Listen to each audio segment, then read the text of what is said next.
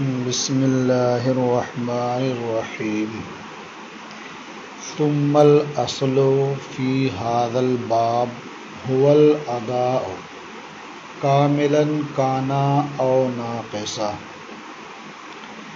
یہ وصول الشاشی کا صفحہ نمبر 192 ہے۔ ادا اور قضا دونوں کی تعریف اور مثالیں اور بعض احکام آپ پڑھ چکے۔ آج کے سبق میں آپ یہ پڑھ رہے ہیں کہ اس باب میں اصل وہ ادا ہے، یعنی باب ادا اور قضا میں اصل ادا ہے، چاہے وہ کامل ہو یا ناقص ہو یعنی قاصر ہو، اس لیے کہ قضا کی طرف اس وقت پھیرا جاتا ہے جب ادا متعذر ہو اور عادتاً ممکن نہ ہو، اس وقت قضا کی طرف پھیر دیا جاتا ہے، اس لیے کہ قضا یہ ادا کا نائب اور بدل ہے، اور نائب اور بدل کا اعتبار اسی وقت ہوتا ہے جب کہ اصل موجود نہ ہو، وہ متعذر ہو، عادتاً ناممکن ہو۔ تو اسی بنیاد پر یعنی متعذر ادائیگی متعذر ہو تو قضا کی طرف پھیرا جاتا ہے۔ اسی بنیاد پر یہ مسئلہ بیان کیا گیا کہ ودیعت اور وکالت اور غصب، یعنی کسی نے دوسرے کے پاس کچھ دراہم بطور ودیعت رکھے، بطور امانت رکھ دیے، یا کسی کو وکیل بنایا، یہ دراہم لے لو اور ان سے فلاں چیز خرید کر لے آؤ، یا کسی نے کسی کے دراہم غصب کر لیے، تو یہ تین صورتیں ہوئیں۔ ان تینوں صورتوں میں مال متعین ہوتا ہے۔ اب اگر وہ شخص جس کے پاس دراہم ودیعت رکھے گئے ہیں یا جسے دراہم کے بدلے کوئی سامان خریدنے کا وکیل بنایا گیا ہے، یا وہ شخص جس نے دراہم یا دنانیر غصب کر لیے ہیں، اگر یہ سب چاہیں کہ اس عین کو روک لیں اور جو اس کے مثل ہے وہ مالک کو دے دیں، تو ان سب کے لیے ایسا کرنا روا نہیں ہوگا۔ یعنی جس کے پاس دراہم یا دنانیر ودیعت رکھے گئے ہیں وہ چاہے کہ انہیں روک لے اور ان کے بدلے دوسرے دراہم و دنانیر دے دے تو وہ اس کے لیے جائز نہیں ہے۔ اسی لیے اور اسی طرح سے جس کو وکیل بنایا ہے وہ اگر چاہتا ہے کہ موکل کے دیے گئے دراہم و دنانیر کو اپنے پاس رکھ لے اور اتنے دراہم اور دنانیر وہ دوسرے خرچ کر کے سامان خرید کر لائے تو یہ اس کے لیے جائز نہیں ہے۔ ایسے ہی جس نے دراہم یا دنانیر غصب کر لیے، اب وہ چاہتا ہے کہ اس کے مثل دوسرے دراہم و دنانیر ہم مالک کے سپرد کر دیں تو اس کے لیے یہ بھی جائز نہیں ہوگا، اس لیے کہ دراہم دنانیر یہ عقود میں اگرچہ متعین نہیں ہوتے لیکن ودیعت، وکالت اور غصب کی صورت میں متعین ہوتے ہیں، اور ادا ہی اصل ہے، لہٰذا جس کے پاس یہ ودیعت دینار یا درہم رکھا جائے یا جسے وکیل بنایا جائے یا جو غصب کرے، اس کے لیے ضروری ہوگا کہ عین شے کو ادا کرے، کیونکہ ادا ہی اصل ہے۔ جب ادائیگی ممکن نہیں ہوتی ہے تو قضا کی طرف پھیرا جاتا ہے۔ ثم الاصل فی هذا الباب هو الاداء کاملا کان او ناقصا، پھر اس باب میں اصل یعنی باب ادا اور قضا میں اصل وہ ادا ہے، کاملا کان او ناقصا، ادائے کامل ہو یا ادائے قاصر ہو۔ وانما یصار الی القضاء عند تعذر الاداء، اور قضا کی طرف ادا کے متعذر ہونے کے وقت پھیرا جاتا ہے، یعنی جب ادائیگی کی صورت نہیں بن پاتی ہے، ادائیگی عادتاً ممکن نہیں ہوتی ہے، تو پھر قضا کی طرف حکم پھیر دیا جاتا ہے اور قضا کا حکم دیا جاتا ہے۔ وَلِهَذَا يَتَعَيَّنُ الْمَالُ فِي الْوَدِيعَةِ وَالْوَكَالَةِ وَالْغَصَبِ، اور اسی لیے یعنی عدم تعذر کے وقت قضا کی طرف نہیں پھیرا جاتا ہے، اسی لیے مال ودیعت میں، وکالت میں اور غصب میں متعین ہوتا ہے۔ وَلَوْ أَرَادَ الْمُودَعُ وَالْوَكِيلُ وَالْغَاصِبُ أَنْ يُمْسِكَ الْعَيْنَ وَيَدْفَعَ مَا يُمَاثِلُهُ لَيْسَ لَهُ ذَلِكَ، اور اگر وہ شخص جس کے پاس مال ودیعت رکھا گیا اور وکیل اور غاصب اگر یہ چاہیں کہ عین کو روک لیں اور اس کے مثل ادا کر دیں تو ان میں سے کسی کے لیے یہ جائز نہیں ہے۔ لیسا لہو ذالکا، یعنی ان میں سے کسی کے لیے ایسا کرنا یعنی عین کو روک کر کے مثل ادا کرنا جائز نہیں ہے۔ وَلَوْ بَاعَ شَيْئًا وَسَلَّمَهُ فَظَهَرَ بِهِ عَيْبٌ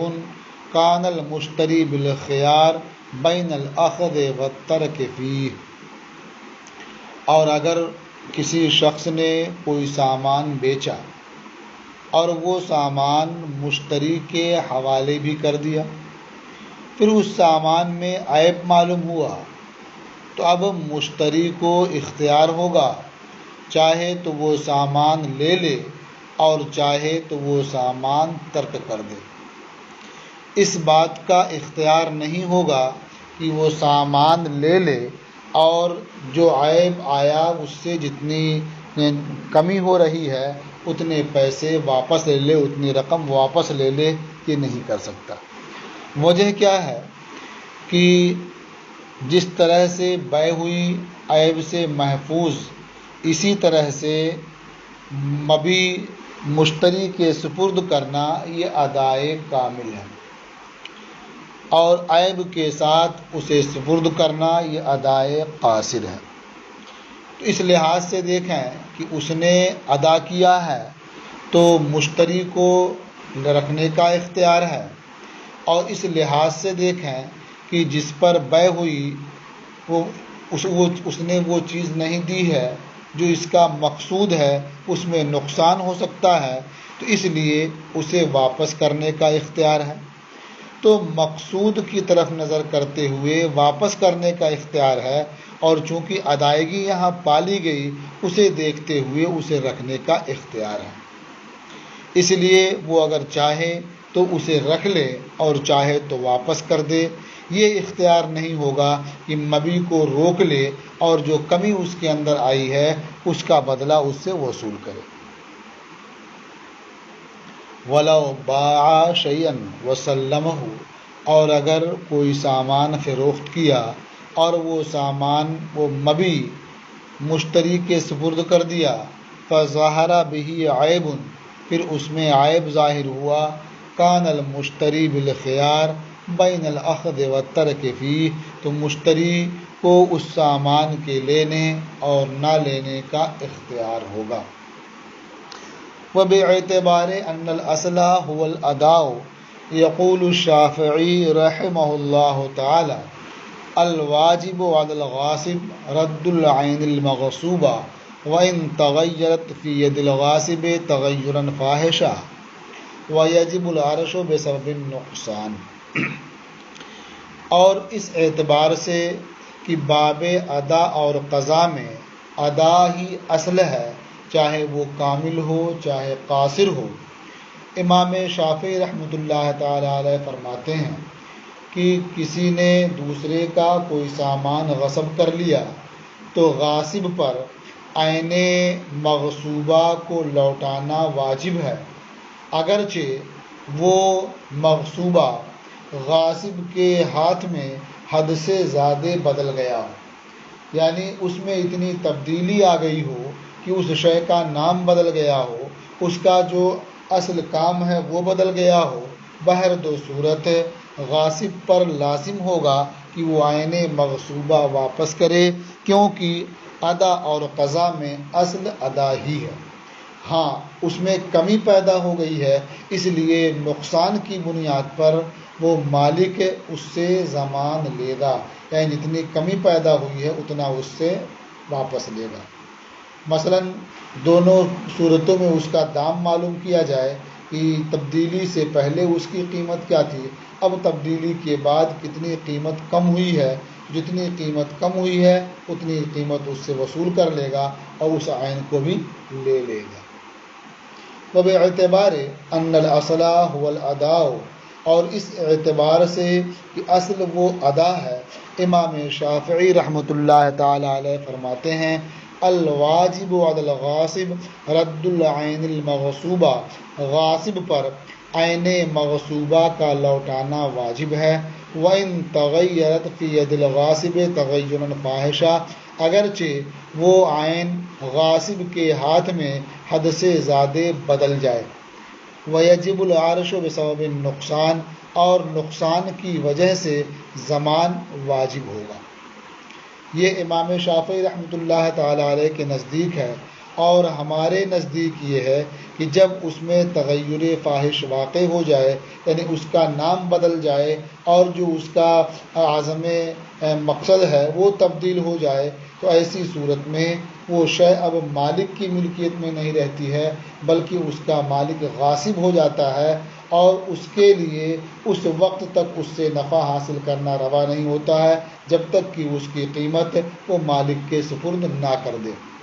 تو گویا تغیر فاحش کی وجہ سے ملکیت بدل جاتی ہے، اب یہاں اس عین مغصوبہ کو واپس نہیں لے گا بلکہ اس کی قیمت واپس لے گا۔ وعلی ھذا لو غصب حنطۃ فطحنھا، کہتے ہیں اور اسی بنیاد پر، یعنی جو امام شافعی رحمۃ اللہ علیہ کے مذہب کا ذکر ہوا کہ عین مغصوبہ لوٹانا واجب ہے، اگرچہ اس میں حد سے زیادہ تبدیلی ہو جائے، تغیر ہو جائے، اسی بنیاد پر یہ مسئلہ بیان کیا جا رہا ہے کہ اگر کسی نے گیہوں غصب کیا اور اسے پیس دیا کہ وہ آٹا ہو گیا، یا ساکھو غصب کیا، یہ ساکھو ایک خاص قسم کی لکڑی ہے جو بہت مضبوط مانی جاتی ہے، تو ساکھو غصب کیا اور اس پر گھر بنا دیا، یا بکری غصب کیا اور اسے ذبح کر کے اسے بھون دیا، یا انگور غصب کیا اور اسے نچوڑ دیا، یعنی اس کا شیرہ نکال لیا، یا گیہوں غصب کیا اور اسے بو دیا اور گیہوں اگایا، کھیتی اگائی، تو یہ سب مالک کی ملکیت ہوگی، غاصب کی ملکیت نہیں ہوگی امام شافعی رحمۃ اللہ علیہ کے نزدیک۔ یعنی اتنی تبدیلی ہو جانے کے بعد بھی ان چیزوں کا مالک وہی ہوگا جو پہلے اس کا مالک تھا، غصب کی وجہ سے اور تبدیلی کی وجہ سے غاصب مالک نہیں ہوگا، اس لیے غاصب پر لازم ہوگا کہ یہ ساری چیزیں مالک کو لوٹائیں، اور جو اس میں کمی پیدا ہوئی ہے وہ کمی بھی ادا کرے، پوری کرے۔ لیکن ہمارے نزدیک ان سب چیزوں کا مالک وہ غاصب ہو جائے گا، اور اس کے ذمہ لازم ہوگا کہ جتنی قیمت تھی ان چیزوں کی جب اس نے غصب کیا تھا وہ قیمت مالک کے سپرد کر دے۔ وعلی ھذا لو غصب حنطۃ فطحنھا، اور اس بنیاد پر یہ مسئلہ ہے کہ اگر کسی نے گیہوں غصب کیا پھر اسے پیس دیا، او ساجتن فبنا علیہ دارا، یا ساکو غصب کیا اور اس پر گھر بنا دیا، او شاتن فذبحہا وشواہا، یا بکری ذبح کیا پھر یا بکری غصب کیا پھر اسے ذبح کیا اور بھون دیا، او عنبن فعصرہا، یا انگور غصب کیا اور اسے نچوڑ دیا، او حنطتن فزرعہا، یا گیہوں غصب کیا اور اسے بو دیا، ونبت الزرع، اور کھیتی اگائی، کانا ذالکا ملکن للمالک عندہ، تو یہ سب ان ساری چیزیں جو اس نے غصب کیا ہے یہ سب مغصوب، یہ مالک کی ملک ہے امام شافعی رحمۃ اللہ علیہ کے نزدیک۔ وقلنا، اور ہم نے کہا، جمیعہا للغاصب، یہ ساری چیزیں جن کا ذکر ہوا کہ غصب کے بعد اس میں تبدیلی ہو گئی، تو یہ ساری چیزیں غاصب کی ہیں، وَيَجِبُ عَلَيْهِ رَدُّ الْقِيمَةِ، اور غاصب پر ان چیزوں کی قیمت لوٹانا واجب ہوگا۔ وَلَوْ غَصَبَ فِضَّةً فَضَرَبَهَا دَرَاهِمَ، اب یہ بعض مسائل پیش کرتے ہیں کہ جن میں غصب کرنے کے بعد اور تبدیلی ہونے کے بعد بھی مالک کی ملکیت باقی رہتی ہے، اور وہ غاصب کی ملکیت میں یہ چیز نہیں آتی ہے۔ اور اگر کسی نے چاندی غصب کیا اور اس سے دراہم بنا لی، او تبرن فاتخذها دنانیرا، یا سونا غصب کیا اور دنانیر بنا لیے، او شاتن فذبحها، یا بکری ذبح کی اور اسے یا بکری غصب کی اور اسے ذبح کر دیا، لا ينقطع حق المالک فی ظاہر الروایہ، تو ظاہر الروایہ میں مالک کا حق منقطع نہیں ہوگا، یعنی اس تبدیلی کے بعد بھی مالک کا حق باقی رہے گا۔ وجہ اس کی یہ ہے کہ حق مالک کے انقطاع میں مؤثر 3 امور ہوتے ہیں۔ ایک امر یہ ہے کہ عین مغصوبہ میں غاصب کے فعل سے اتنی تبدیلی آ جائے کہ اس کا نام ہی ختم ہو جائے اور جو اس کا بڑا مقصد ہے وہ فوت ہو جائے۔ اور دوسرا امر ہے کہ وہ مغصوب غاصب کی ملکیت میں اس طرح سے مل جائے کہ اب دونوں میں امتیاز مشکل ہو جائے۔ اور تیسرا امر یہ ہے کہ امتیاز تو ممکن ہو، یعنی مغصوب غاصب کے ملک میں اس طرح سے مل جائے کہ امتیاز تو ممکن ہو لیکن بہت مشکل ہو، دشوار ہو۔ تو یہ امور مؤثر ہیں اس بارے میں کہ وہ مالک کی ملکیت پر باقی رہتے ہیں اور مالک کی ملکیت پر باقی نہیں رہتے ہیں، یعنی یہ امور پائے جائیں گے اگر تو مالک کی ملکیت پر باقی نہیں رہیں گے، اور یہ امور نہیں پائے جا رہے ہیں تو مالک کی ملکیت پر وہ باقی رہتے ہیں اگرچہ اس میں تھوڑی بہت تبدیلی ہو جائے۔ یہ 3 مسائل جو ابھی بیان کیے کہ چاندی غصب کیا اور درہم بنا لیا، سونا غصب کیا اور دینار بنا لیا، یا بکری غصب کی اور ذبح کر دیا، تو اس میں یہ تینوں چیزیں نہیں پائی جاتی ہیں، اس لیے مالک کا حق ختم نہیں ہوگا ظاہر الروایہ میں۔ وَكَذَلِكَ لَوْ غَصَبَ قُطْنًا فَغَزَلَهُ، اور یوں ہی اگر روئی غصب کیا اور دھاگا بنا لیا، او غزلاً فَنَسَجَهُ، یا دھاگا غصب کیا اور اسے بن دیا، لا ينقطع حق المالک فی ظاہر الروایہ، تو یہاں بھی ظاہر الروایہ میں مالک کا حق منقطع نہیں ہوگا، وہ جیسے پہلے مالک تھا اب بھی وہ اس کا مالک ہوگا اور غاصب پر لازم ہوگا اس عین کو مالک کے حوالے کرے۔ وَيَتَفَرَّعُ مِنْ هَذَا مَسْأَلَةُ الْمَضْمُونَاتِ، اور اسی سے مضمونات کا مسئلہ بھی متفرع ہوتا ہے، یعنی وہ چیزیں کہ جن کی ضمان ادا کی گئی زیادتی کی وجہ سے، تو اس کا مسئلہ بھی اسی سے متفرع ہوتا ہے۔ اسی لیے امام شافعی رحمۃ اللہ تعالی علیہ نے فرمایا کہ اگر کسی نے کسی کا غلام غصب کر لیا اور غصب کرنے کے بعد وہ معدوم ہو گیا یا روپوش ہو گیا، مل ہی نہیں رہا، اب حکم یہی ہوگا کہ عین مغصوب لوٹانا یہ متعذر ہو گیا، تو حکم دیا جائے گا کہ غاصب اس کی قیمت مالک کے سپرد کرے۔ اب غاصب نے مالک کو اس کی قیمت دے دی، مالک نے قیمت اس کی لے لی، گویا اپنے غلام کی ضمان اس نے لے لیا۔ پھر اس کے بعد وہ عبد مغصوب ظاہر ہوا، مل گیا، تو امام شافعی رحمۃ اللہ علیہ فرماتے ہیں کہ یہ غلام مالک کی ملک ہوگا، یعنی جو پہلے غائب ہو گیا تھا پھر ملا، تو یہ غلام مالک کی ملک ہوگا، اور مالک پر واجب ہوگا کہ ضمان میں جتنا لیا تھا وہ غاصب کو واپس کر دے۔ اور ہمارے نزدیک یہ غلام جب دوبارہ مل گیا تو وہ مالک کی ملکیت میں نہیں جائے گا بلکہ غاصب کی ملک ہوگا، اس لیے کہ غاصب نے اس کی قیمت ادا کر دی ہے، تو قضا کے بعد پھر ادائیگی نہیں ہوتی ہے۔ وَيَتَفَرَّعُ مِنْ هَذَا مَسْأَلَةُ الْمَضْمُونَاتِ، اور اسی سے مضمونات کا مسئلہ متفرع ہوتا ہے۔ وَلِهَذَا قَالَ، اسی لیے امام شافعی رحمۃ اللہ تعالی علیہ نے فرمایا، لو ظہر العبد المغصوب بعدما اخذ المالک ضمانہ، اگر عبد مغصوب ظاہر ہو بعد اس کے کہ مالک نے غاصب سے اس کی ضمان لے لی ہے، کان العبد ملکن للمالک، تو غلام یہ مالک کی ملک ہوگا، والواجب علی المالک رد ما اخذ من قیمت العبد، اور مالک پر اس کا لوٹانا ضروری ہوگا، لوٹانا واجب ہوگا جو اس نے غلام کی قیمت وصول کی ہے، غلام کی قیمت لی ہے۔ تو یہ ادا اور قضا میں ادا کا بیان پورا ہو گیا، یعنی ادائے کامل اور ادائے قاصر، یہ دونوں کی تاریخ، مثال، احکام اور بعض مسائل یہ پیش کر دیے گئے۔ اب انشاءاللہ کل کے سبق میں آپ قضا کے حوالے سے پڑھیں گے۔